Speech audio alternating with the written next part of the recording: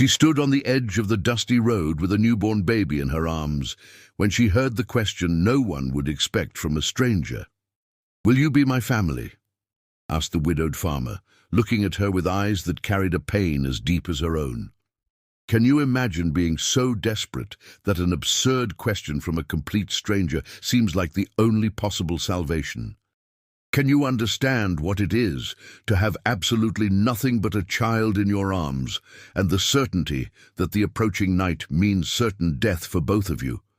But this story actually happened in September 1908 in the rural heartland of the Midwest, on a homestead called Sun Valley Farm that had been mourning for 14 months. But before understanding why that man asked such an impossible question, you need to know the woman he met that September afternoon. If you like true stories of overcoming adversity and love born from pain, subscribe to the channel and hit the notification bell so you don't miss any videos. Leave a like if you believe in second chances. Comment which city you are watching from, and if you would have the courage to accept such a proposal from a stranger to save your child. Now, let's get to the story. Eleanor Vance was 26 years old and carried in her arms the only possession she had left in the world. Gabriel, her son of only 3 weeks, cried softly, wrapped in cloths that hadn't been white for days. She had been walking along the dirt road that cut through the region of Oak Creek since mid-afternoon, ever since the landlady of the boarding house where she had found shelter for 2 weeks threw her out without mercy. "I have no charity for unwed mothers," the woman had said, her voice as hard as stone.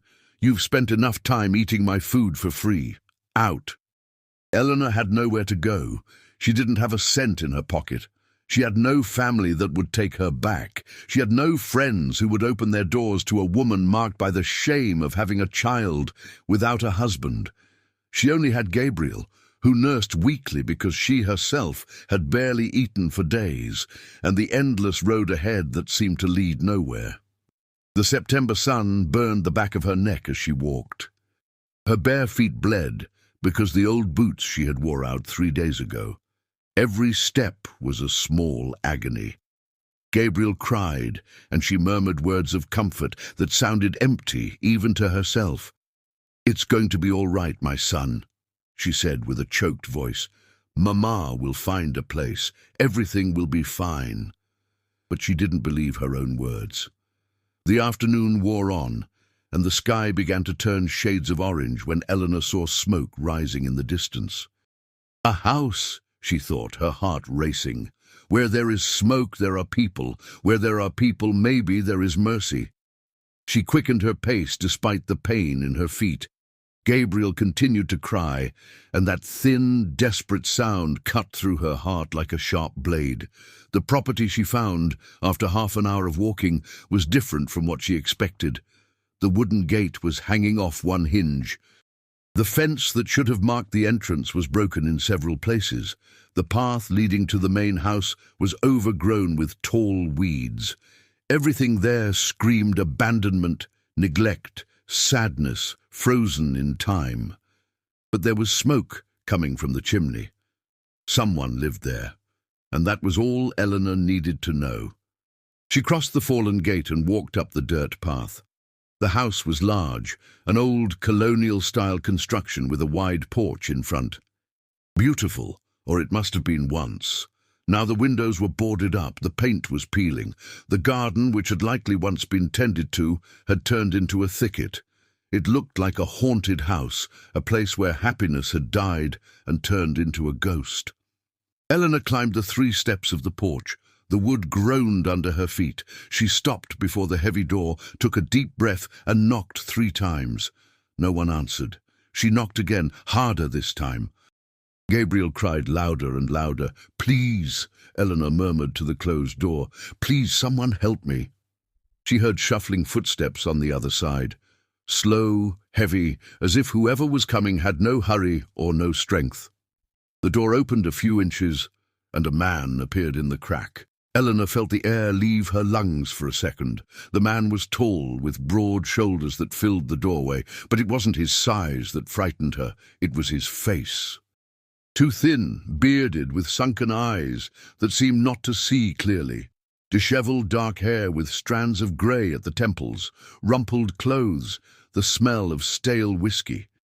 He looked like a man who had given up on living, but whose body stubbornly refused to quit. "What do you want?" he asked with the hoarse voice of someone who goes days without speaking. Eleanor swallowed hard.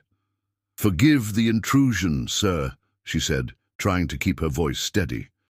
"I am traveling and my son is hungry. Could you spare a little food, just a piece of bread, anything?" The man looked at her without expression. His eyes drifted down to Gabriel in her arms. Something changed in his face. Something broke inside those dead eyes. "How old is that baby?" he asked suddenly, his voice different, higher, almost desperate. 3 weeks, sir," Eleanor answered, confused by the question. The man stood in silence for a time that seemed eternal. He continued staring at Gabriel, as if seeing a ghost. Eleanor noticed his hands were trembling as they gripped the door. "Where do you come from?" he finally asked. "Nowhere, sir. I have no home. I have no family. I'm alone with my son, and I need help. That's all. Just a little food, and I will leave and won't bother you anymore." The man opened the door wider. "Come in," he said simply. Eleanor hesitated. Something about that man, that house, that entire place, screamed danger. But Gabriel was crying from hunger, and the night was coming fast, and the September chill in the valley was deadly for a newborn. She had no choice. She entered. The inside of the house was even sadder than the outside. Furniture covered with dusty sheets, the smell of mold and abandonment, little light entering through the cracks of the boarded windows. The living room where he led her had only one old armchair in front of a lit fireplace and a low table with a half-empty bottle. "Sit," he said, pointing to the armchair. Eleanor sat on the edge, Gabriel pressed against her chest. The man disappeared through a door, and she heard the sound of dishes. He returned minutes later with a mug of warm milk and a plate with bread and cheese. "Eat," he ordered, placing everything on the low table. Eleanor ate like a starving animal, without manners, without ceremony, because hunger was greater than shame. The milk was warm and sweet. The bread was hard, but it was better than nothing. The cheese was strong but filled her stomach. Gabriel stopped crying, as if sensing that his mother was finally feeding. When she finished, Eleanor wiped her mouth with the back of her hand and looked at the man who was standing leaning against the wall, watching her in silence. "Thank you very much, sir," she said with a sincere voice. "You saved our lives today. I will leave now and—" "Where are you going?" he interrupted. Eleanor opened her mouth, but no sound came out. She had no answer. "You have nowhere to go, do you?" he said, not as a question. "That's it. You're on the street." Eleanor lowered her eyes, feeling tears burn. "Yes, sir, I have nowhere to go. But I am not a vagrant. I worked as a seamstress in Chicago. I had a rented home, I had a life, but I was foolish and believed in the wrong man, and now I have a son, and no place in the world wants me." "The baby's father?" he asked. "Abandoned me when he found out I was pregnant," Eleanor answered, her voice breaking. "Said a child wasn't his problem. Disappeared. My family kicked me out for the disgrace. I lost my work because a pregnant seamstress without a husband can't keep clients. I sold everything I had to pay for food and a room. When Gabriel was born, I had nothing left. The midwife let me stay 3 days out of charity. Then the landlady accepted me for 2 weeks. Today, she put me on the street. So that's it. That's my story. The story of an idiot woman who believed in false promises." A heavy silence fell over the room. The man continued looking at her. Gabriel had finally fallen asleep, his small body relaxed in his mother's arms. "You can stay tonight," the man said suddenly. "There's an empty room upstairs. Tomorrow you rest and we'll see what to do." Eleanor looked up, incredulous. "Seriously, sir? You would let me sleep here?" "Ah, you have a newborn baby," he said with a tired voice. "I won't send you back to the road. Stay tonight, just this one." Tears streamed down her face. "Thank you," she whispered. "Thank you so much. You are a good man." "No, I'm not," he replied, turning his face away. "Go up the stairs. Second room on the left. There's a bed. There are blankets. Use what you need."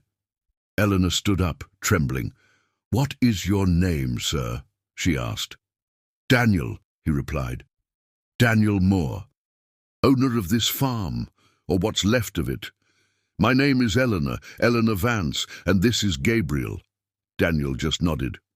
"Go rest, Eleanor. You look like you're about to collapse." She climbed the stairs, holding Gabriel carefully. The hallway upstairs was dark and cold. She entered the second room on the left and found a double bed covered with a dusty sheet. She didn't care.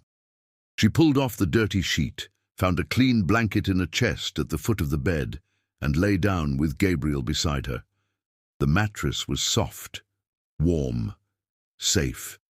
For the first time in weeks, Eleanor felt she could close her eyes without fear that someone would attack her, rob her, or hurt her son. Daniel Moore might look like a broken man, but something about him told her he was an honorable man. She couldn't explain how she knew. She just knew. She fell asleep before she even realized it. Downstairs, Daniel Moore sat in the armchair before the fire. He filled the mug with whiskey straight from the bottle and drank it in one gulp. The liquor burned his throat, but didn't burn enough to extinguish the pain Gabriel had awakened. A baby, 3 weeks old, the same age his son Anthony was when he died. Daniel closed his eyes and saw it again, saw Joanna, 8 months pregnant. Saw her complaining of sharp pains one July afternoon in 1907. Saw himself saying it was normal, that it would pass, that they didn't need to call the doctor from Oak Creek because it cost too much, and the village midwife could handle it. Saw the night coming, and Joanna screaming in pain. Saw himself finally coming to his senses and putting her in the wagon to go down to the village. Saw arriving too late. Saw the midwife saying the baby was breached. Saw Joanna dying of hemorrhage after a labor that lasted 6 hours. Saw his son born alive, but too weak.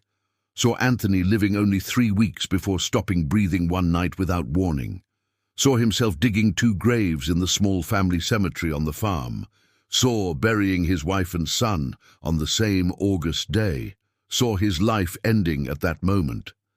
14 months had passed since then, 14 months of guilt that corroded him from the inside like acid.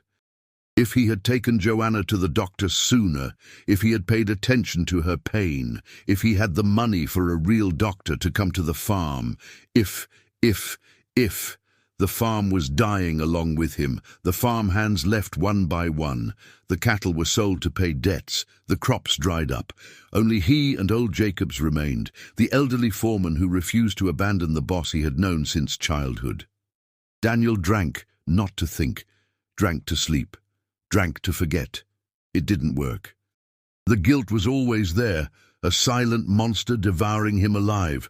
And now that woman appeared with a 3-week-old baby in her arms. Cruel coincidence of fate, or a sign. Daniel didn't believe in signs. He didn't believe in God. He believed in nothing but his own misery. But something about that Eleanor had pierced his armor of indifference. Maybe the desperation in her eyes, maybe the baby's cry, maybe the fact that she was as broken as he was, only for different reasons. He drank more whiskey straight from the bottle. Tomorrow she would leave. She had to go. He couldn't have a woman with a baby in the house. He couldn't look at that child every day and remember Anthony. He couldn't. But when he finally went up to his own room hours later, Daniel passed in front of the room where Eleanor slept. The door was ajar. He looked. She was lying on her side, Gabriel nestled against her chest. The two slept deeply. Eleanor had a serene face despite the bruises from the road. Gabriel's mouth was slightly open, his breathing soft and calm. Daniel felt something strange in his chest, something he hadn't felt in over a year, something akin to a desire to protect, a desire to care. He closed the door carefully and went to his own room, but it took him a long time to fall asleep. Eleanor woke up with sunlight streaming through the curtainless window. It took seconds to remember where she was. Farm. Daniel Moore, food, bed, safety. Gabriel was awake but quiet, looking at her with those huge dark eyes that seemed to understand everything. "Good morning, my love," she whispered, kissing his forehead. "We slept in a warm place, didn't we?" It was good. She got up carefully. Her whole body ached. Her feet, bandaged with strips of fabric she had torn from her own dress, were swollen and purple. But she had slept. She had eaten. She had shelter. It was more than she had had in weeks. She went down the stairs, slowly. The house was silent. She entered the kitchen and found a pot of porridge, still warm on the wood stove. A note beside it, written in crooked letters, said, "Eat, D." Eleanor felt immense gratitude invade her chest. She ate the porridge straight from the pot. It was sweet and thick and delicious. Then she nursed Gabriel, who fed eagerly finally because she herself was nourished. She spent the morning exploring the house carefully. Everything covered in dust and sadness, everything abandoned. But the structure was solid. The house had been beautiful once. Someone had loved this place. Someone had lived happily here. "What happened, Daniel Moore?" Eleanor murmured to herself. "Why did you let everything die like this?" She found him in the middle of the afternoon in the corral behind the house. There were only 3 skinny cows and an old horse. Daniel was tossing hay to the animals with automatic movements, not looking at anything. "Mr. Daniel," Eleanor called hesitantly. He turned. The daylight showed him better. A younger face than it seemed. He couldn't be more than 40. But sadness aged him. His eyes were a bottomless abyss. "Thank you for the porridge," she said, "and for letting me stay." "No need to thank me. You're leaving today." Eleanor felt the ground slip away. "Go where, sir?" "Wherever you want." "You can't stay here." "Please," she said, taking a step forward. "Just a few more days. Just until I recover. My feet are injured. Gabriel is weak. Just a little longer, and I swear I'll leave." "No," he said, turning his back. "You can't." "Why?"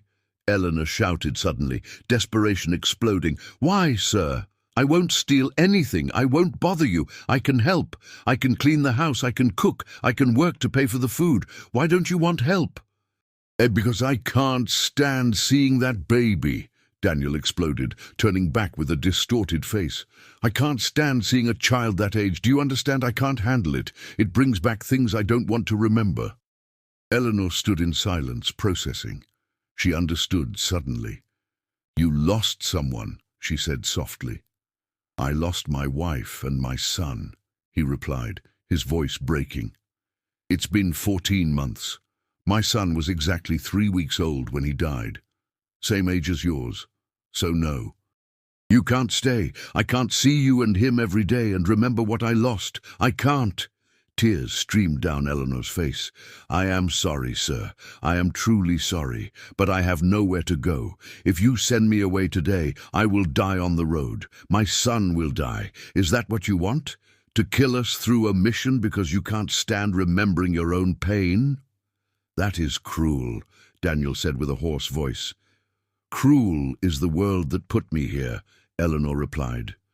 "Cruel is the man who impregnated me and vanished. Cruel is the family that kicked me out. Cruel is the society that condemns a single mother but doesn't condemn the father who abandons. I am not asking for eternal charity, Mr. Daniel. I am asking for a chance. Just a chance. Let me stay 1 week.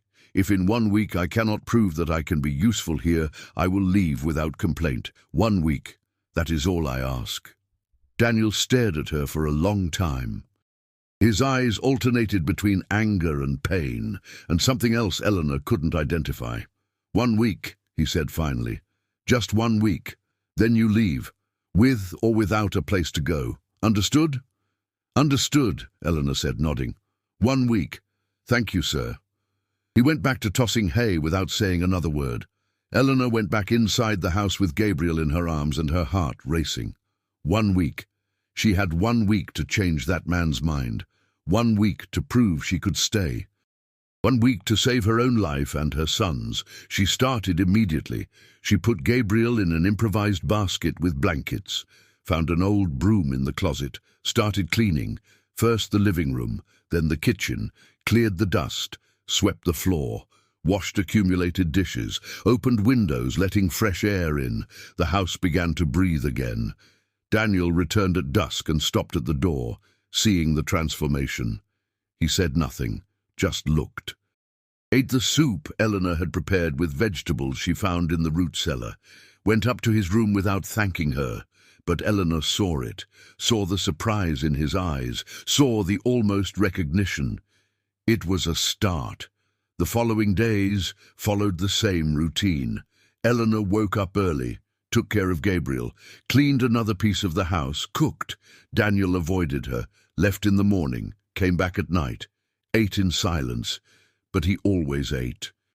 And he always looked around, seeing the house reborn. On the 4th day, Eleanor found a locked door in the upstairs hallway, a door Daniel had forbidden her to open. Curiosity ate her alive, but she respected it, for now. On the 5th day, old Jacobs, the elderly foreman, appeared. He was about 70, back-bent, hands gnarled from so much work. He looked at Eleanor with suspicion. "Who are you, miss?" he asked. "Someone who is helping Mr. Daniel," Eleanor answered. Jacobs looked at Daniel, who was fixing a fence. "The boss hasn't accepted help from anyone since Miss Joanna died," the old man said. "What did you do to him?" "Nothing. I just cleaned the house." Jacobs let out a dry laugh. "Just that, huh? All right. I'll believe it. But know this, miss. That man there is broken inside. It won't be easy to fix." "I am not trying to fix anyone," Eleanor said. "Just trying to survive." "Yeah, everyone here is trying to survive. Good luck." On the 6th day, Gabriel had a fever. Eleanor panicked. She couldn't lose her son, not now, not after everything. Daniel found her crying in the kitchen, Gabriel too hot in her arms. "What happened?" he asked. "He has a fever. I don't know what to do. Please, please help me." Something changed in Daniel's face. He took Gabriel carefully, touched the baby's forehead, examined him. "Chamomile tea," he said, "and a lukewarm bath. Now." They worked together all night. Daniel made the tea. Eleanor gave Gabriel a lukewarm bath. Daniel showed her how to make a cold compress. Eleanor followed every instruction. By dawn, the fever had broken. Gabriel slept peacefully. Eleanor collapsed into the kitchen chair, weeping with relief. "Thank you," she whispered. "Thank you." Daniel sat across from her. "It was just a virus," he said with a tired voice. "Small children get them a lot. You need to be attentive. Any change, you treat it immediately." "How do you know all this?" she asked. "I had a son, remember. I learned fast. Didn't do any good in the end, but I learned." Silence fell between them. Eleanor looked into his eyes and saw for the first time not just pain, but humanity. A real man, not a ghost. "Mr. Daniel," she said slowly, "can I ask something?" "You can." "What happened to your wife and son?" Daniel stayed quiet for a long time. Eleanor thought he was going to get up and leave, but he stayed. And he began to speak. "Joanna was 8 months pregnant. It started with pains. I thought it was normal. I didn't call the doctor because it was expensive, and I was saving to expand the planting. When I realized it was serious, it was too late. She died of hemorrhage. Anthony was born, but didn't resist. He lived 3 weeks. Died sleeping one night. Just stopped breathing. I buried them both on the same day. My fault. If I had paid attention. If I had called the doctor. If I hadn't been a miser putting money above her life. If. It wasn't your fault," Eleanor said firmly. "You didn't know. I should have known. A husband has to protect his wife. A father has to protect his son. I failed at both. That's why this farm is dying, because I don't deserve for it to live. I deserve nothing. That is not true. You deserve to live. You deserve to be happy again. No, I don't, Eleanor. I lost that right. I'm just waiting to have enough courage to end it all. Eleanor's heart stopped. You are talking about... I'm talking about not seeing a reason to continue, simple as that. And me? Asked Eleanor with a firm voice.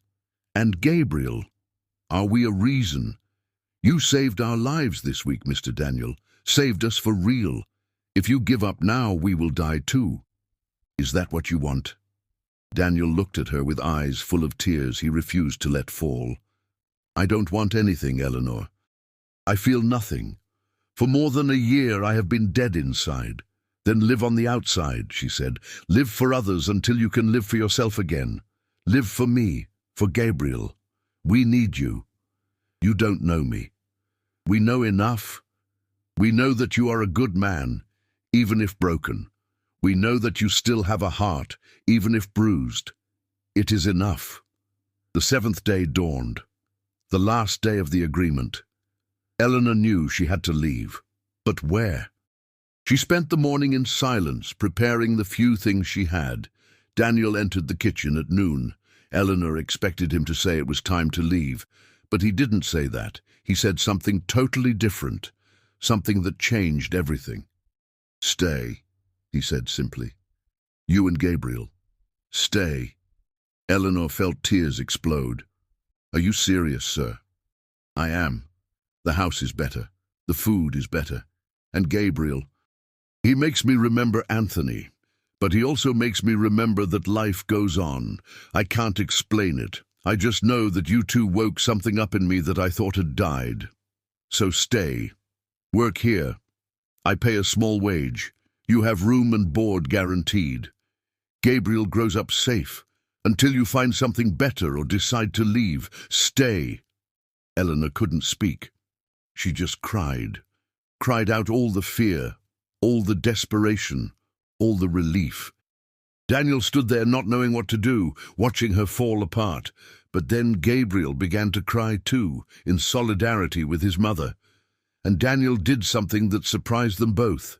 He took the baby in his arms, rocked him gently, and Gabriel stopped crying, looking fascinated at that big man with sad eyes. And it was in that moment, seeing Daniel Moore holding her son with infinite care, that Eleanor Vance felt something dangerous born in her chest, something she couldn't feel, something forbidden, hope, and perhaps more than that. She didn't know it yet, but that was just the beginning, because Eleanor had a past that would catch up to her, and Daniel had demons that would come to collect, and Gabriel would be the bridge between two broken worlds trying to rebuild themselves. The story was just beginning. 3 months passed since that seventh day when Daniel asked Eleanor to stay. 3 months that transformed Sun Valley Farm from a silent cemetery into a place that began to breathe life again.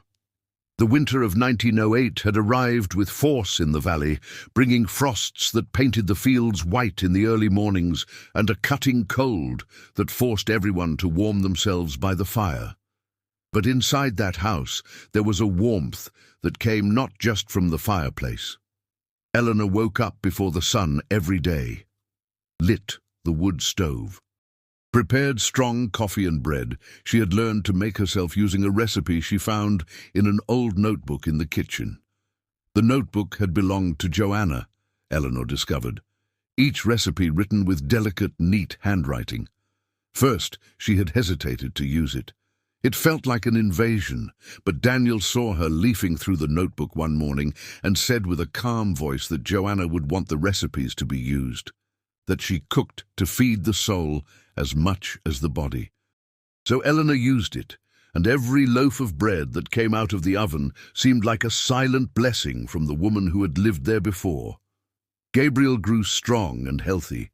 He was already 4.5 months old.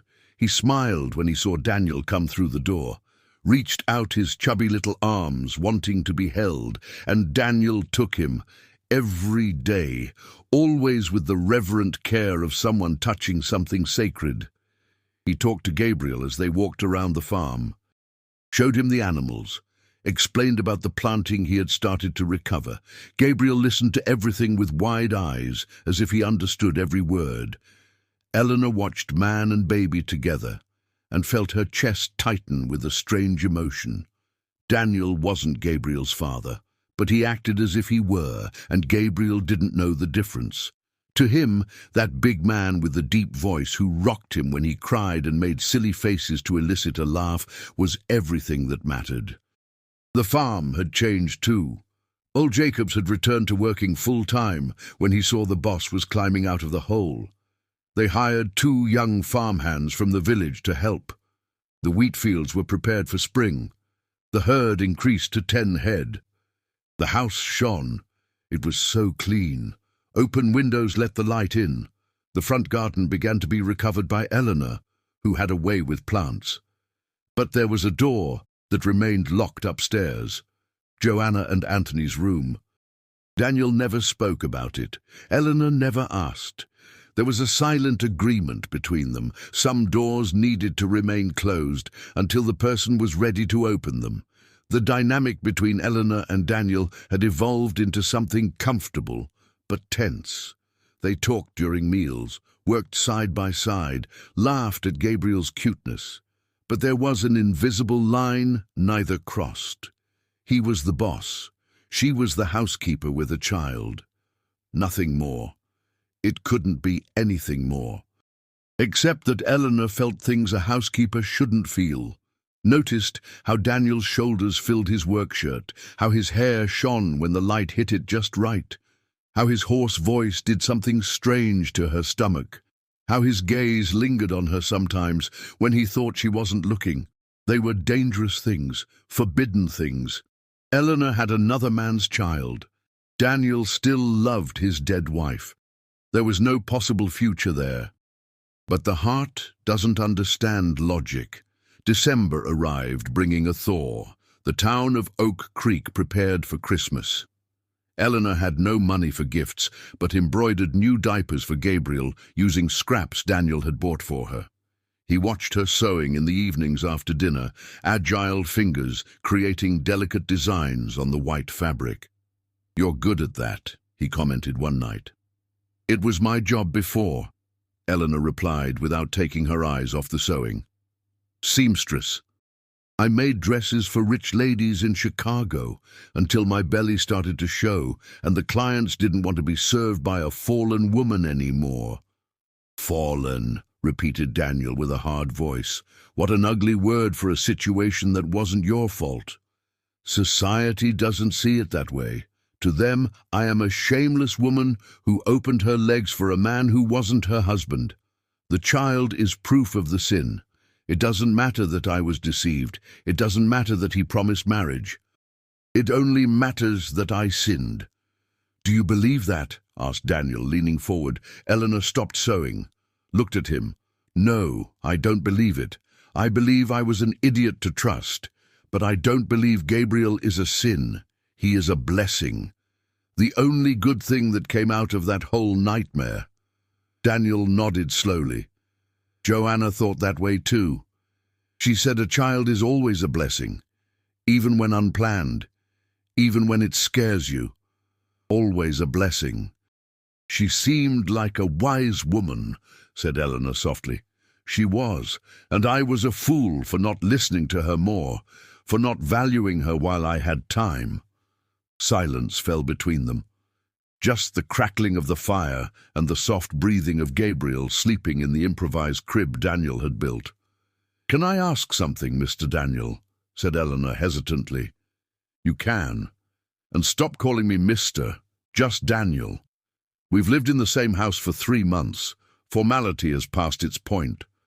"All right, Daniel, can I ask why you still haven't opened that room?" Daniel went rigid. "What room?" "You know which one. The locked room." "It's none of your business, Eleanor." "I know, sorry. I shouldn't have asked." She returned to her sewing. Daniel stared at the fire for a long time. Then he spoke. "Everything is in there just as it was the day they died. Anthony's little clothes, Joanna's dresses, her perfume on the vanity, brush with strands of her hair. Blanket she knitted for the baby, everything. I locked the door the day of the funeral and never opened it again. I can't. When I think about opening that door, it's as if I'm killing them all over again. It's as if I'm erasing them. I can't. You aren't erasing anyone, Daniel. They will always be in your heart. Opening a door doesn't change that. Yes, it does. It means moving on. It means accepting they are gone. I'm not ready. That's okay. You don't have to be. But one day you will be. And on that day, the door will open, and you will realize they weren't trapped in there. They never were. How did you get so wise, being so young? Asked Daniel with a half-smile. Suffering ages the soul, replied Eleanor. You should know. I should indeed. If you want to talk about her, about him, about anything, I listen. I won't judge. I won't say you need to get over it. I'll just listen. Daniel looked at her. Really looked. And Eleanor felt something pass between them. Something electric. Something impossible to name, but impossible to ignore. Thank you, Eleanor. Truly. Life went on. Comfortable routine. Until Christmas Eve, everything changed. Eleanor had gone to town to get supplies. She carried Gabriel tied to her back with a shawl.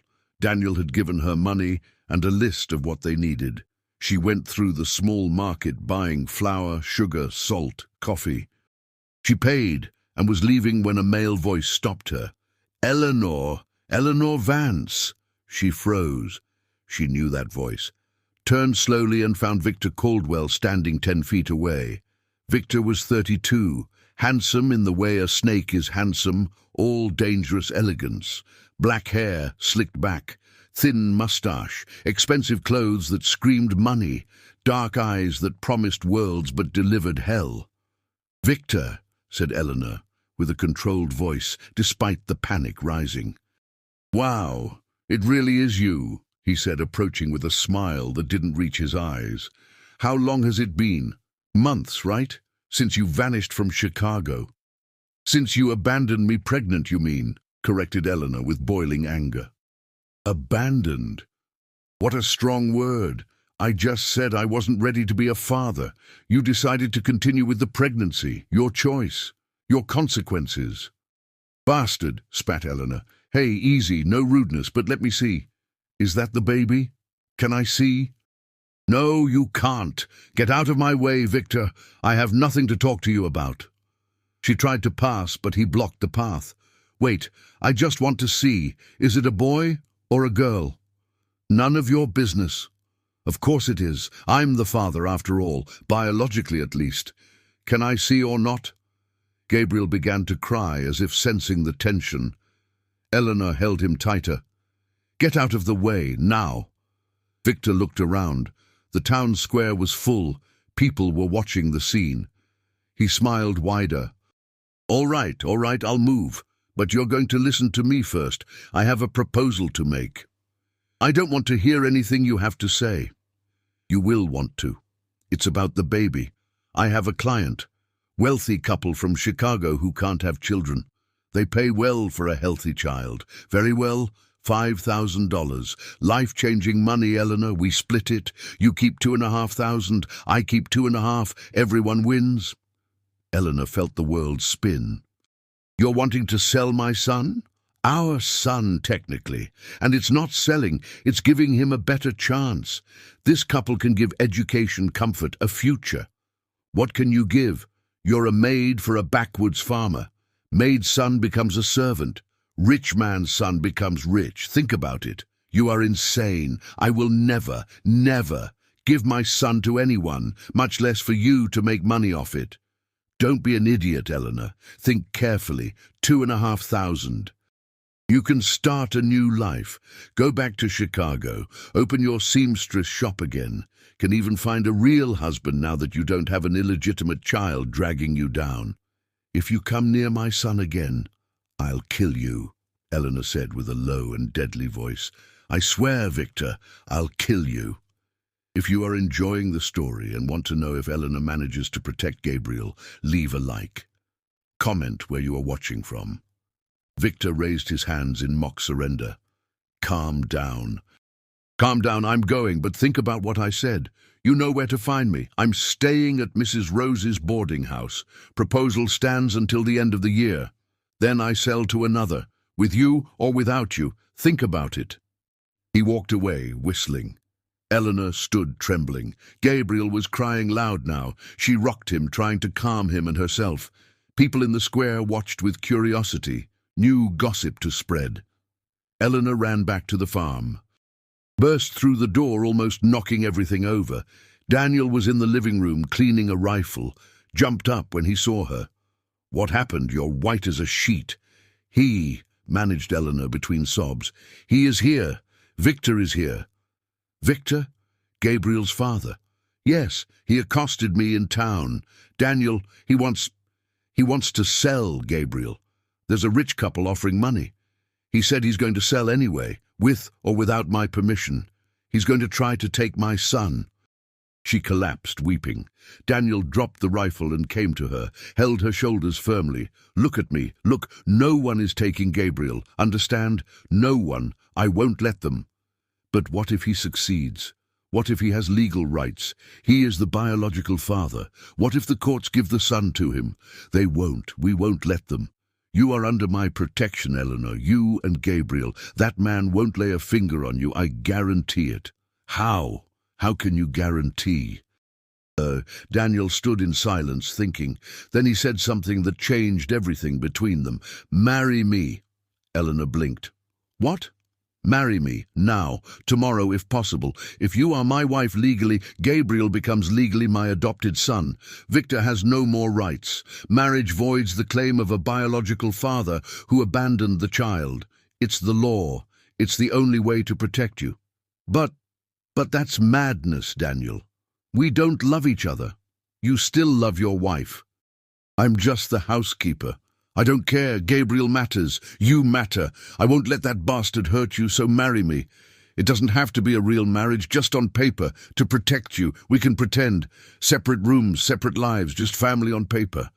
And if you meet someone real one day, if you want to marry for real, I won't want to. I had my real marriage. It died with Joanna. Now I just want to do what's right. And what's right is protecting you."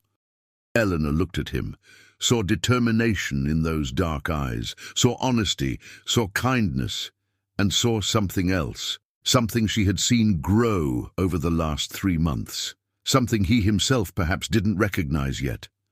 "Are you sure about this?" she asked. "Absolutely. Marry me, Eleanor. Let me be Gabriel's father for real. Let me protect you." And it was there, in that moment of mixed desperation and hope, that Eleanor Vance made the craziest and most certain decision of her life. "Yes, I will marry you." The wedding happened 2 days later, Christmas Eve, 1908. Quick ceremony in the small village church. Father Clement officiated with raised eyebrows but no questions. Old Jacobs was the witness along with Mrs. Teresa, who cried during the whole ceremony, saying it was too beautiful. Eleanor wore a simple white dress she sewed in a hurry. Daniel wore a suit that had been in the closet since his first wedding and smelled of mothballs. Gabriel slept in old Jacob's arms during the entire ceremony. There was no kiss at the altar, just a formal handshake. They signed the papers, became husband and wife before the law and God. The whole village was shocked. Rich widower marrying unwed mother housekeeper. Scandal. Gossip that would feed conversations for months, but Daniel didn't care. And Eleanor didn't have the energy to care. She was married. She was protected. Gabriel was protected. They returned to the farm in silence. Life continued the same. Her in her room, him in his. Nothing changed except now she wore a gold ring on her finger and the surname Moore after her name. But Victor didn't give up. 3 days after the wedding, he appeared at the farm, banged on the door hard. Daniel answered with the rifle in hand. "Get off my property," he ordered. "Easy, friend. I came to talk civilly. Heard you married Eleanor. Congratulations, but that changes nothing." The baby is still my son biologically. I have the right to see him. You abandoned him, lost all rights. Justice doesn't see it that way. Justice sees that I am the father, and I have witnesses who say Eleanor was my mistress who deceived me about the pregnancy. I can cause big trouble for you, or we can resolve everything amicably. $5,000, that's all. I disappear. You never see me again. We don't have 5,000, Daniel said with a clenched jaw. Then find it. You're a farmer, have land, sell a piece, take a loan, I don't know, find it, or I take this case to a judge in Chicago and guarantee you lose the child. Think carefully, 5,000 is cheap compared to losing a son. He left laughing. Eleanor had heard everything hidden in the kitchen, fell to her knees crying when Victor left. Daniel came to her and knelt beside her. "It will be all right," he said. "How?" "You heard him. He's going to take it to court, going to invent lies. I'm going to lose Gabriel." "No, you won't. I promise I won't let it.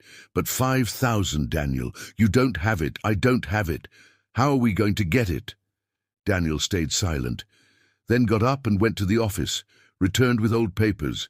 Deed to part of the farm, inheritance from his father that he had never touched. "I'm selling this," he said. "It's worth 6,000. I pay him and have 1,000 left to put into the farm." "No, no. You are not going to sell your inheritance because of me. It's not because of you. It's because of Gabriel and because of myself. This land means nothing if I lose what matters. And you matter, Eleanor. You matter more than land, more than money, more than anything." Eleanor looked at him, saw the naked truth, and finally understood. He wasn't pretending anymore, wasn't just protecting, was feeling what she felt, love born from an unlikely place. "Daniel," she whispered. He approached, raised his hand and touched her face for the first time since they met. Gentle touch, reverent. "I didn't want to feel this, Eleanor. Tried to avoid it, but I can't anymore. You and Gabriel. You gave me a reason to live again, gave me a family again, gave me hope. I won't lose you, doesn't matter the price." "I feel it too," confessed Eleanor with tears falling. "I feel things I shouldn't. You are too good, Daniel, too good for me." "Don't say that. You saved me as much as I saved you. We saved each other." They stayed like that, close, so close that breaths mingled. Daniel tilted his head slowly. Eleanor closed her eyes, but before their lips touched, Gabriel began to cry upstairs. They pulled apart, embarrassed. Moment broken. Eleanor ran up to take care of her son. Daniel stood alone in the living room, holding the deed and asking himself what he was doing. "Falling in love," answered the voice in his head. "You are falling in love with your fake wife, and she is falling in love with you, and that complicates everything." The following days were tense. Daniel looked for a buyer for the land, found a neighbor farmer interested. Negotiations began. Victor appeared in town every day applying pressure, making veiled threats, spreading rumors, saying Eleanor was a prostitute who deceived an innocent man, saying Daniel was an old fool who let himself be seduced. The village boiled with gossip. Eleanor didn't leave the house anymore. She was afraid of losing Gabriel, afraid of ruining Daniel's life, afraid of everything falling apart. One night she entered Daniel's room without knocking. He was sitting on the bed reading the sale contract. "Don't do this," she said. "Don't sell your land." "I have to." "No, you don't. Let him take Gabriel. Let him win." "Are you crazy?" "I would never." "Listen, if you sell this land, you will regret it. You will hate me one day. Will look at me and see the woman who cost you your inheritance. I don't want that. I prefer losing Gabriel and having you as a friend than keeping Gabriel and losing you as everything." Daniel stood up, held her arms. "Look at me. Look. You are not losing Gabriel, and you are not losing me. Understand, we are going through this together, as a family, as husband and wife. For real now. For real, repeated Eleanor. For real. I love you, Eleanor Moore. Born Vance. I love you. I don't know when it happened, don't know how it happened, but it happened. And Gabriel is my son now, in heart and on paper. No one takes you from me, no one. And then he kissed her. It wasn't a soft fairy tale kiss. It was a desperate kiss of two broken people, finding repair in one another. It was urgency and need and love born of pain. Eleanor responded with everything she had, clutched his shoulders, let tears fall, let love overflow. When they separated, they were breathless. I love you too, she said. I love you, Daniel. I love you in a way that scares me. I love Gabriel being yours. I love this life we are building. I love everything. Then let's fight, he said, resting his forehead against hers. Let's fight together, and let's win. And they kissed again. And for the first time, that felt like a real marriage. The land sale was concluded a week later. Daniel received $6,000 in cash. The same day he sought out Victor at the boarding house. Threw $5,000 on the table in front of him. Take it. Take your damn money. Now get out. Sign the paper renouncing all rights to Gabriel and disappear from our lives forever. Victor counted the money with a victorious smile. Pleasure doing business with you, Moore, truly. Signed the paper here, all legal. The kid is yours now officially. Enjoy.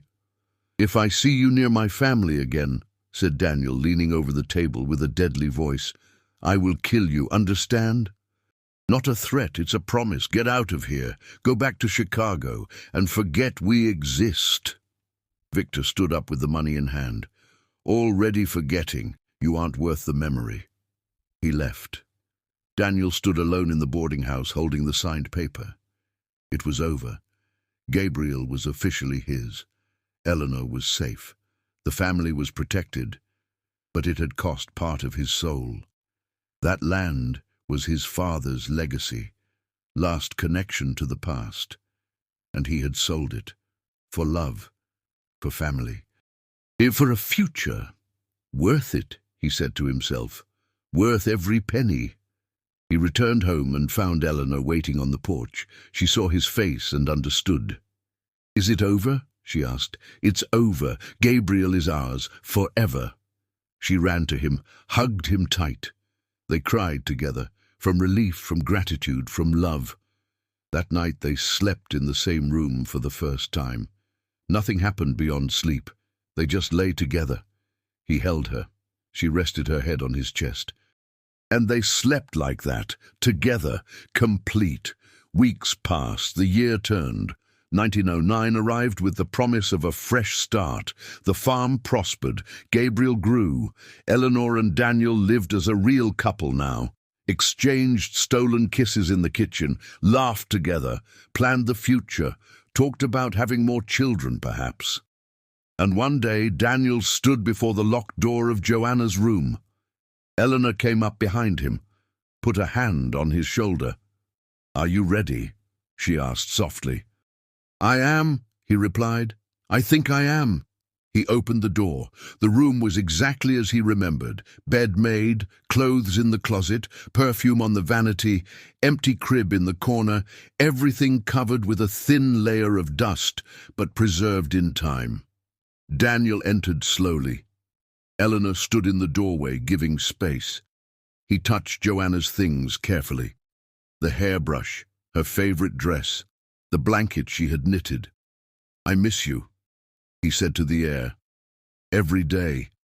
But I am alive again, Joanna. I am loving again. I know you would understand. I know you would approve. Eleanor is good. Gabriel is a blessing. I am not forgetting you. Will never forget. Just living, like you wanted me to live. He picked up the blanket, brought it to Eleanor. I want Gabriel to use this, he said. Joanna made it with love. Should be used with love. Eleanor took the blanket with tears in her eyes. I will take care of it. I promise.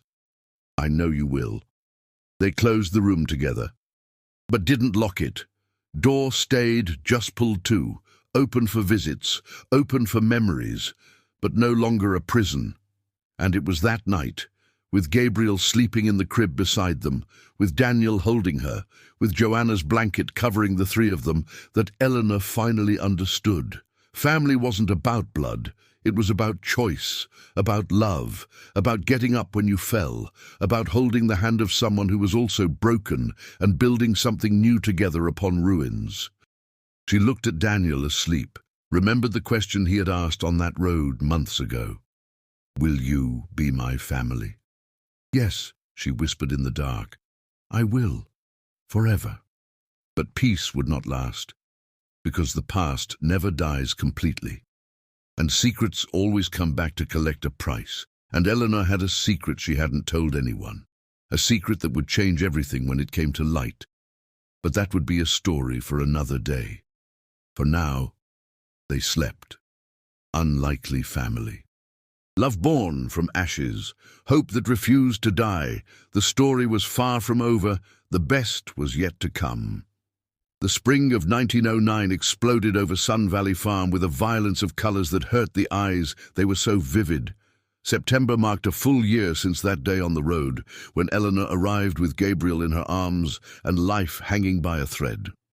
Now she woke up every morning as Eleanor Moore, Daniel's wife, mother of Gabriel, who was already a year old, and rehearsing his first stumbling steps holding onto the furniture. The farm prospered with golden wheat swaying in the fields, healthy cattle grazing on the hills, and a house that no longer knew the silence of mourning, but only the noise of life being lived. But secrets are like seeds buried deep. They wait for the right time to sprout. And Eleanor's secret chose that spring to germinate. It all started on an October afternoon when an unknown rider appeared at the farm gate. A man of about 50, well-dressed, aristocratic bearing that screamed money and breeding. Daniel was in the field supervising the harvest when old Jacobs came running. "Boss, there's an important man looking for Mrs. Eleanor. Says it's urgent. Says he's family." Daniel felt a chill go up his spine. Eleanor didn't have family. She said so herself. She was kicked out, rejected. He dropped the tool and ran to the house. He found Eleanor in the living room, paralyzed like a statue of salt. The elegant man was standing in the center of the room, holding his hat in his hands, and looking at her with an expression that mixed relief and anger. "Eleanor Victoria Vance Caldwell," said the man with a grave voice. "1 year, a whole year missing. Do you have any idea of the despair you caused?" Eleanor's face was white as wax. "Father," she whispered. Daniel stopped in the doorway, processing. Father. Eleanor had a father. She said the family had kicked her out, that she was alone, that... The man turned and saw Daniel. "Who are you?" he asked with the authority of someone used to being obeyed. "Daniel Moore, owner of this farm, and Eleanor's husband." "Husband," repeated the man, incredulous. "Eleanor, you married? To whom? How?" Eleanor finally moved, sat heavily in the chair. Gabriel was on the floor playing with wooden blocks Daniel had carved. The man looked at the child and understood everything. "So it's true. The rumors that reached Chicago. My daughter had an illegitimate child. My daughter married a stranger. My daughter disgraced the family name completely." "Don't speak like that," said Daniel with a hard voice, stepping into the room. "Don't speak about my wife like that. Your wife is my daughter. And you know nothing about her, nothing about who she really is." Daniel looked at Eleanor. She had silent tears streaming down. "What is he talking about, Eleanor?" The man let out a bitter laugh. "She didn't tell you, did she?" "Of course not. My daughter is an expert in lies, always was."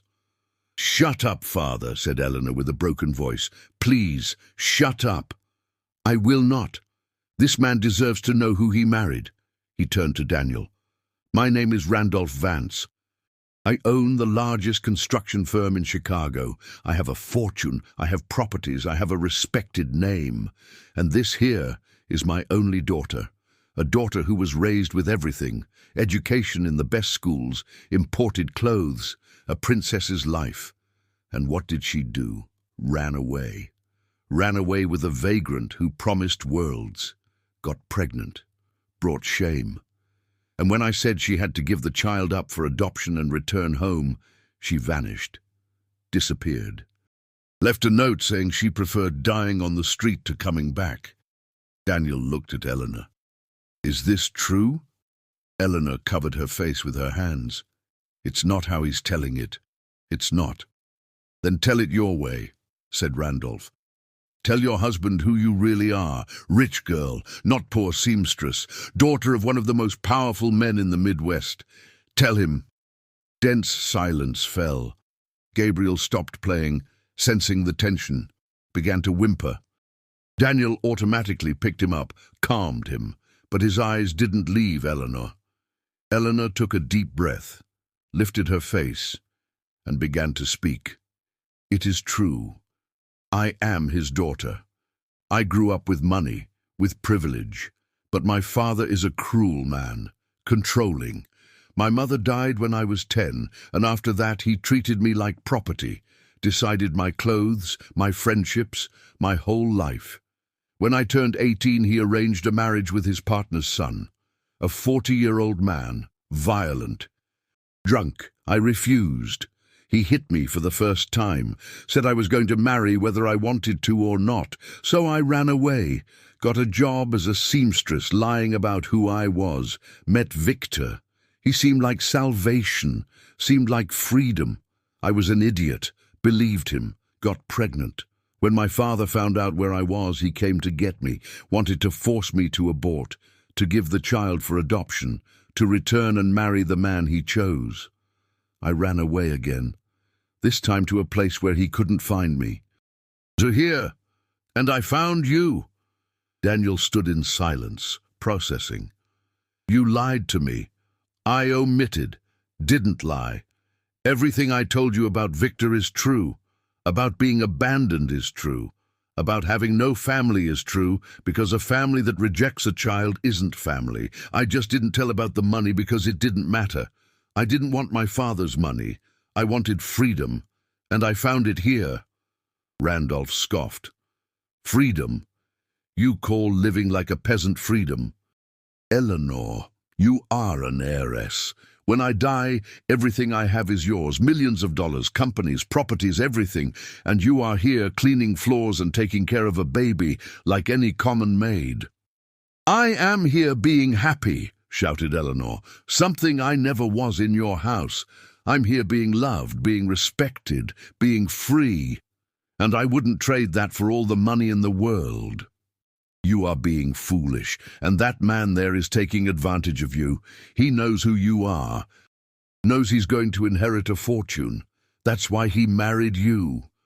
Daniel took a step forward with Gabriel still in his arms. "I didn't know any of this. I married Eleanor to protect her and Gabriel from Victor, who wanted to sell the child. I married because she needed it, because I wanted to, because I love her. Money has nothing to do with it. Of course it does. A man doesn't marry a fallen woman without reason. Either it's money or some other advantage." "Get out of my house," said Daniel with a low, dangerous voice. "Now, before I throw you out by force." Randolph looked at him, measured him, saw that Daniel was serious, turned to Eleanor. "You have 1 week. 1 week to return to Chicago. Bring the bastard if you want. I accept him now. But this ridiculous marriage is annulled. You return, assume your place, or I disown you, cut all ties. You become nothing officially. I am already nothing to you, Father, always was." Randolph put on his hat, walked to the door, stopped. 1 week, Eleanor, think carefully. Real future or poverty with this peasant. Choice is yours." He left, sound of horses moving away. Absolute silence remained behind. Daniel put Gabriel on the floor. The boy went back to playing, oblivious to the earthquake that had just happened. Daniel looked at Eleanor. "Why didn't you tell me?" "Because I was afraid. Afraid you would treat me differently. Afraid you would think I was lying about everything. Afraid you wouldn't believe that I really wanted this simple life. People look at a rich girl and think she's incapable of being happy without luxury. But I am happy, Daniel. Happier here than I ever was in that mansion. You have to believe that. I believe it, but you should have trusted me. We are married, husband and wife. There shouldn't be secrets. I know. I'm sorry. So sorry, she cried. Daniel stood undecided. Part of him was hurt by the omission, but a larger part understood running away, understood fear, understood the search for freedom. If you like true love stories, subscribe to the channel and leave a like. Comment if you think Eleanor should go back to Chicago or stay with Daniel. He approached, hugged her. Eleanor grabbed him, crying louder. Forgive me, she pleaded. Please forgive me. I already forgave you, he said, kissing the top of her head. Already forgave. But we can't have any more secrets, nothing. Everything open between us. Promise. I promise, I swear, never again. They stayed hugged until Gabriel whimpered, wanting attention, laughed amidst tears. Life continued even when the world collapsed. The following days were tense. Eleanor expected her father to return. He didn't, but he sent a letter, formal lawyer's letter, saying she had until the end of the month to return to Chicago or she would be officially disowned. All legal ties would be cut, her name removed from the will, company donated to charity instead of passing to her. Daniel read the letter, looked at Eleanor. Too much money to refuse. I don't want his money. I want you. I want Gabriel. I want this life. But think, Eleanor, with that money we could expand the farm, give Gabriel a better education, for the children that will still come. Don't need to return to live with him, but accept the inheritance. It's your right. I don't want anything that comes from him. Every cent has a price, control, manipulation. I know my father. If I accept the inheritance, he will have power over me until he dies. I prefer building a life from zero with you than having his millions. Are you sure about this? Absolute. Send the letter to the lawyer. Refuse the inheritance. Cut ties. I want to start for real. No past, only future. Daniel wrote the letter that night. Eleanor signed, sent it the next day. Answer came a week later, short, cold, disowned. Was no longer Randolph Vance's daughter, would inherit nothing, name cut from everything. Eleanor read it and felt immense relief. Free, finally free, but freedom has a price, and the price came to collect. November arrived hot and dry. Crops needed rain.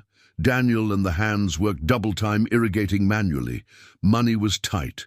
The sale of that land to pay Victor left a hole in the finances. Harvest needed to be good, or they would have problems. One afternoon, Eleanor was in the garden with Gabriel when she heard horses, many horses. Looked and saw a group of men entering the property, about 8, all armed, all with hard expressions. Daniel came running from the field, put Eleanor and Gabriel behind him. Who are you? What do you want? Man in front got off the horse, had a scar on his face and soulless eyes. We came to get what is ours, this land, this farm. Everything? What are you talking about? This farm is mine, was yours. Now it belongs to Mr. Randolph Vance. He bought your debts, bought the mortgage, bought everything. And since you are behind on payments, he is foreclosing. Have a court order here. You have 3 days to leave. He threw papers on the ground. Daniel picked them up, read. Everything was there, legal, official. Somehow Randolph had bought all of Daniel's debts and was calling them all at once. Impossible thing to pay. Eleanor understood immediately. My father did this. He is forcing me to return.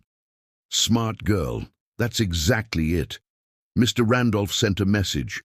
Either the daughter returns to Chicago or you lose everything. Farm, house, land, everything goes to auction. 3 days. Good luck. The men left. Daniel stood holding the papers with hands shaking from rage. That bastard! That cursed bastard! Eleanor was white. He can't do this. He can't. Yes, he can. And he did. You saw the documents. All legal, all within the law. He used money to destroy us. What are we going to do? Daniel looked around. The farm he had rebuilt, the house he had filled with life again. Everything threatened, everything about to be ripped away. I don't know, Eleanor. That night neither of them slept. Lay in bed side by side looking at the ceiling. Gabriel slept in the crib, oblivious to the catastrophe. I'll go back, Eleanor said suddenly. No. I'll go back. Make peace with my father, accept the inheritance, save the farm. It's the only way. No, I won't let you sell yourself to him again. It's not selling, it's protecting what we built. If we lose the farm, we lose everything, Daniel, everything. You worked your whole life for this. I won't let my father take it, and I won't let you sacrifice your freedom. Let the farm go to hell. I already lost everything once, survived. I'll survive again. But I won't survive losing you. That, no, never. You won't lose me. I'll just resolve things with him and return. You know that's not how it works, Eleanor. If you return, he won't let you leave again. We'll lock you there. We'll control you. And I will go insane without you and without Gabriel. Then come with me. Let's go to Chicago. The three of us. We accept the money. Live there. I can't. I'm not a city man. I'm not a society man. I am this here, earth, field, simplicity. Taking this from me kills me. Then we are trapped. There is no exit. Heavy silence. Impossible. Suffocating. Then Daniel got up, dressed in pants and shirt. Eleanor sat up alarmed. What are you going to do? Fix this, my way. He left. Eleanor ran after him. Daniel!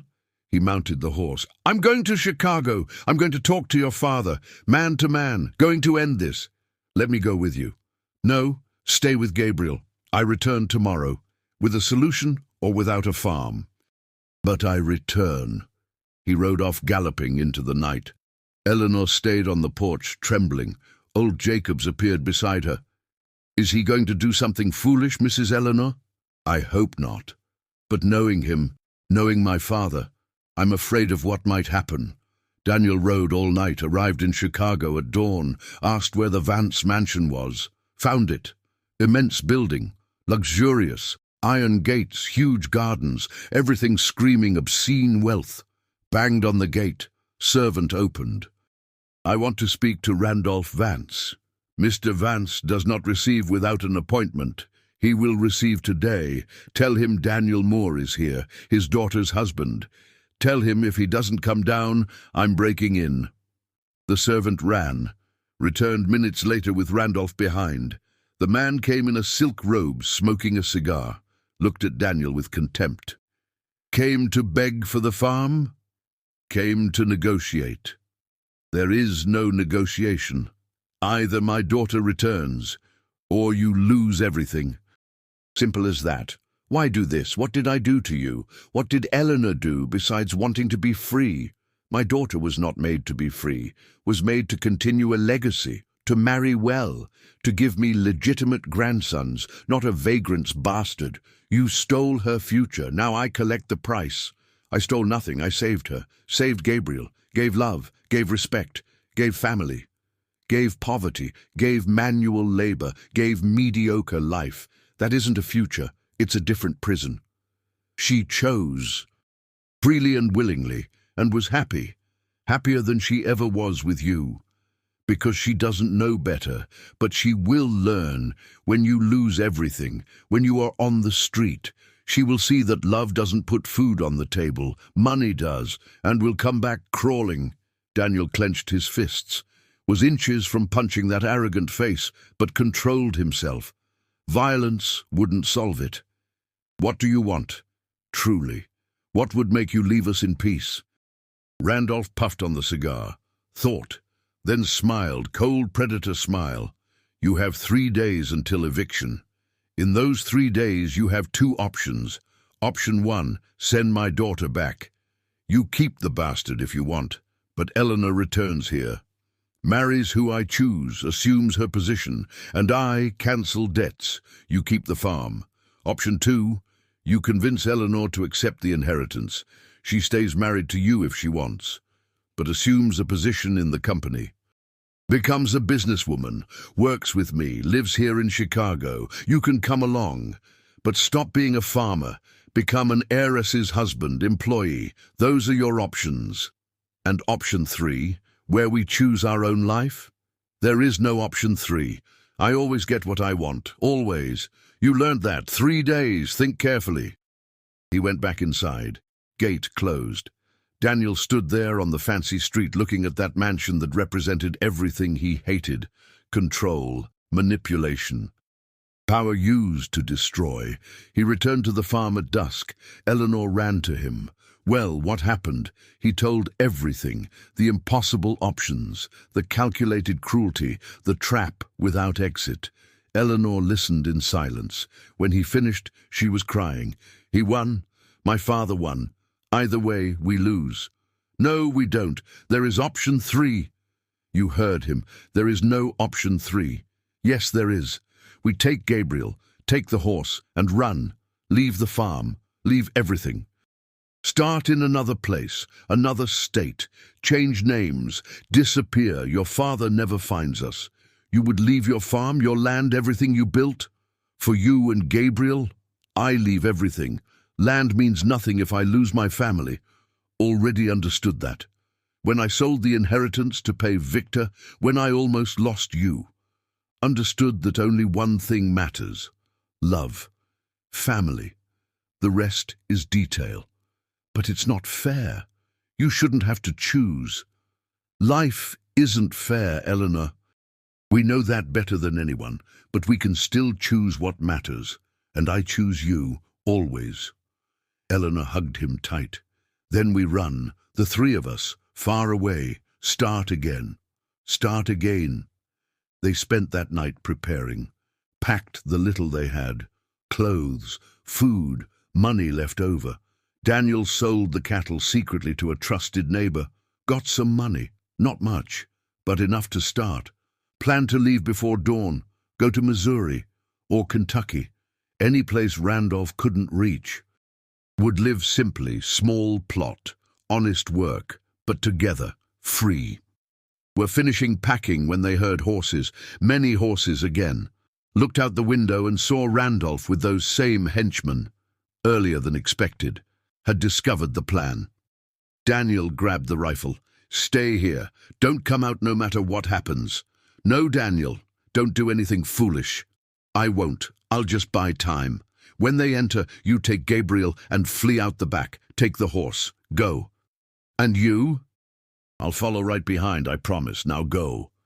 He went down, opened the door with rifle in hand. Randolph was dismounting, looked at the weapon without fear. Going to shoot me, Moore? In front of witnesses? That is murder. You go to jail. I won't shoot, but I also won't let you enter. I don't need to enter, just came to give a last chance. Eleanor, daughter, I know you are there. Come down, let's talk. Eleanor appeared at the door with Gabriel in her arms. I have nothing to talk to you about, Father. Yes, you do, because I brought a person you will want to see, he signaled. One of the henchmen brought a woman tied and gagged, woman of about 30, beautiful, eyes wide with terror. Eleanor turned white. No, it's not possible. Julia? Randolph smiled victoriously. Your sister. Very alive. Surprise, right? You thought she died in an accident. But no, she is alive. Hidden. Protected by me since she ran away from a violent husband I arranged for her. Exactly like you are running away. Exactly the same idiotic rebellion. Let her go. Let her go now. I release her when you return, you and your sister, both together. Work for me, build an empire with me. Or she dies for real this time. Your choice, Eleanor. Her life is in your hands. Daniel looked at Eleanor, saw desperation, saw pain, saw an impossible choice being made. No, Eleanor, no. I have to go, Daniel. She is my sister. I thought she was dead. I can't let him kill her. He is bluffing. I am not, said Randolph. I give my word. If Eleanor doesn't come with me by sunset today, I kill her sister. And the guilt will be yours, daughter, for stubbornness, for foolish pride. Your choice." He walked away, taking Julia. Eleanor fell to her knees, crying. Daniel knelt beside her. "We run anyway. I can't let Julia die. She is my sister. My only blood family besides him. I can't." "Then I go with you. The three of us. We go to Chicago. Accept the company. I work at anything. Don't care, as long as we are together." "No, Daniel. You will die there. Slowly. Will become a shadow. Will hate me. And I can't stand that. Prefer losing you loving than having you hating me." "What are you saying?" "I am saying I go. Alone. You stay with Gabriel. Raise him. Give him a good life here. Far from my father. Far from this madness." "Are you crazy? I won't let you go alone." "I'm not asking. I'm telling. I decided. It's the only way to save Julia, to protect you, to protect Gabriel. I go. Work for my father. Save my sister. You stay free." "Eleanor, no, please. We find another way." "There is no other way. It's over, Daniel. We tried. God knows we tried. But my father is too powerful, too rich. He always wins, always. Then we fight until we can't anymore. And then? Then we lose everything and still carry Julia's death on our conscience? No. I already lost too much in life. Won't lose my sister too, not when I can save her." "By sacrificing yourself," shouted Daniel. "You are sacrificing yourself. And Gabriel? He grows up without a mother. How do I explain to him? You tell the truth. Tell him his mother loved him, but had to make an impossible choice. Tell him sometimes love means letting go." "That is cruel, Eleanor. That is—" He couldn't finish. Collapsed crying. Eleanor hugged him, cried together. Gabriel between the two crying too, sensing his parents' agony. "I love you," she said. "Love you too, more than my own life. That's why I am doing this, to protect you. Don't protect me like this. Let me fight with you." "There is no fight, only surrender, and I surrender. For you." She kissed him, long, desperate, kiss of farewell. Then took Gabriel, covered his little face with kisses. "Mama loves you. Never forget that. Mama loves you more than anything." Gabriel held her face with chubby little hands. "Mama," he babbled for the first time. First word, in that horrible moment. Eleanor sobbed.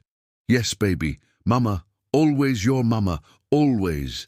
She passed Gabriel to Daniel, took a small suitcase, walked to the door, stopped, turned, engraved their image in her memory. Man she loved holding son she loved. In-house she loved. Life she loved. Then she left, walked to the village. Rented a carriage to Chicago, arrived at the mansion at dusk. Randolph was waiting on the porch. "Wise decision, daughter, very wise." "Where is Julia? I want to see my sister." "You will see.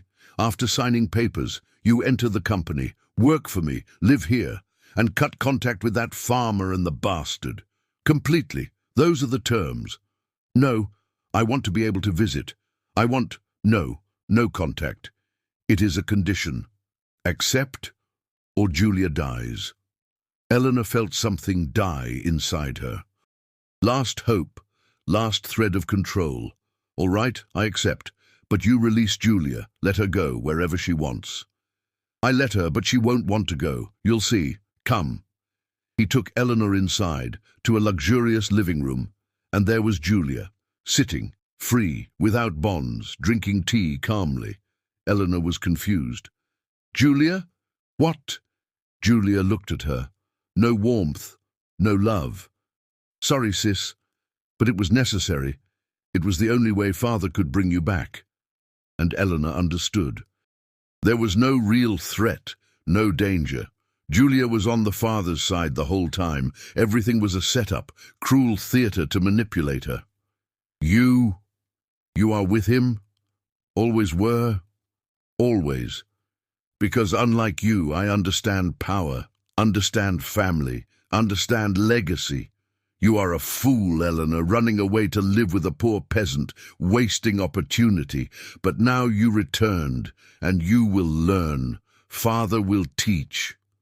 Eleanor felt disgust, felt betrayal, felt hate, but more than anything felt fatigue, tired of fighting, tired of losing, tired of everything. "Where do I sign?" Randolph smiled, put papers on the table. Eleanor signed without reading, sold soul, sold freedom, bought safety for Daniel and Gabriel. Highest price, but price that was worth it. "Welcome back, daughter. Now rest. Tomorrow we start work."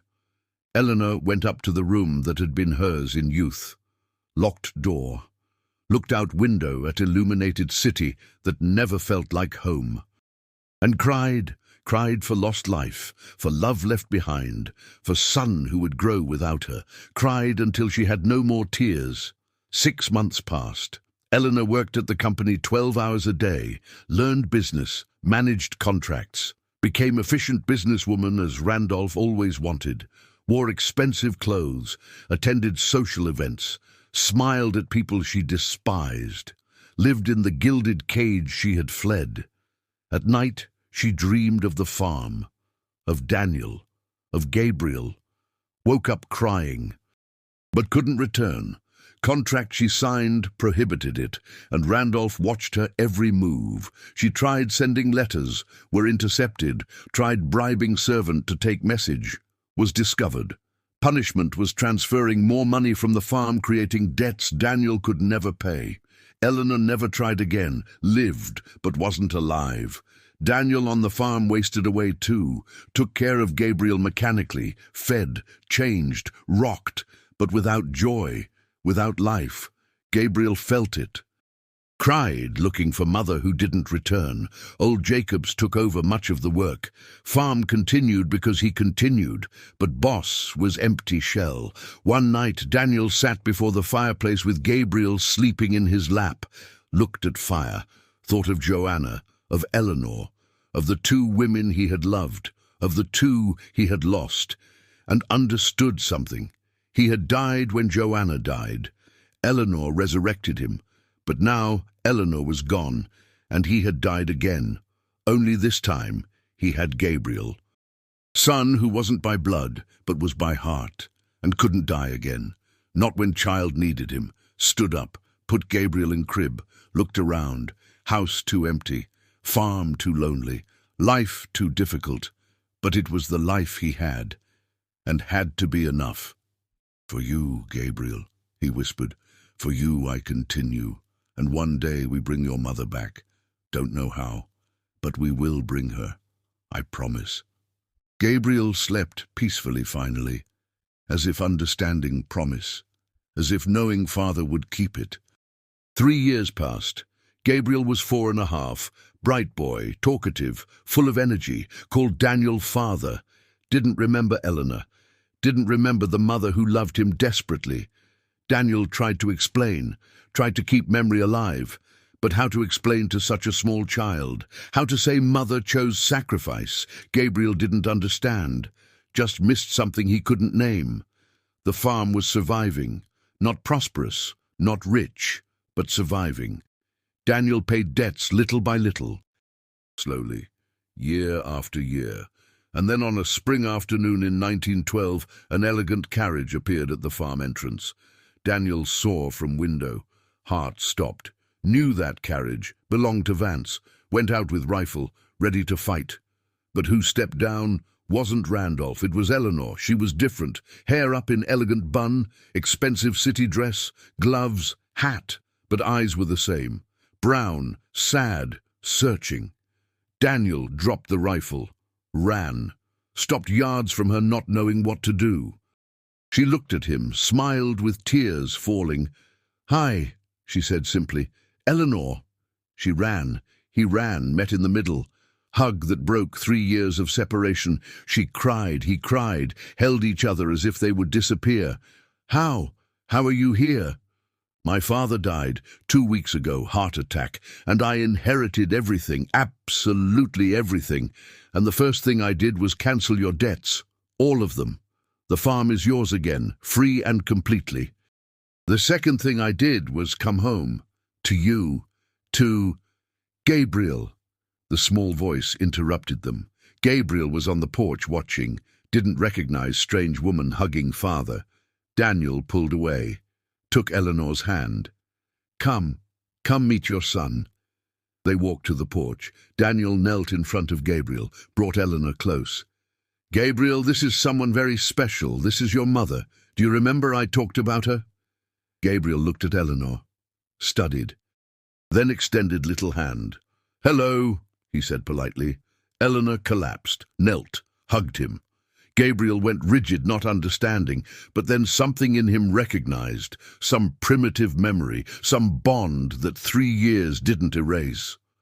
Mama, he whispered. Yes, baby, Mama, your mama who loves you, who always loved you, who never forgot you. And Gabriel hugged back, and the family was complete again.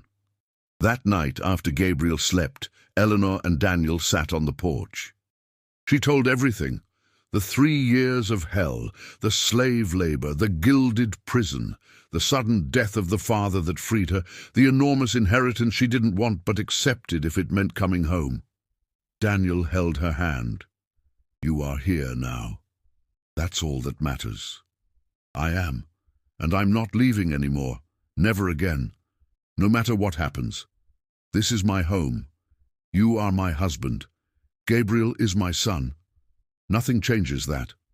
And the company, the inheritance, sold everything. Company. Mansion, properties, everything. Kept only enough to keep us comfortable and for donations. The rest went to charity, orphanages, hospitals, schools, things that make a difference. I don't want that cursed money. I want simple life. Life with you. Are you sure? Never been so sure of anything in life. He kissed her, finally. After 3 years, kissed her and felt life return, felt future be possible again. The following years were blessed. Gabriel grew strong and happy with both parents. 2 more children were born. Girl they called Clara, boy they called Anthony in honor of Daniel's first son. The farm prospered, not by Eleanor's wealth but by honest work and shared love. Julia never reconciled, became bitter when father died, and Eleanor inherited everything, tried to contest will, lost, disappeared from their life. Eleanor lamented but didn't pursue. Some burned bridges cannot be rebuilt. Victor was found dead in Chicago 3 years later, gambling debts. Eleanor felt nothing. That man was too distant a past to matter. The house on the farm never again knew prolonged sadness. Had hard days, had challenges, had normal losses of life, but had love.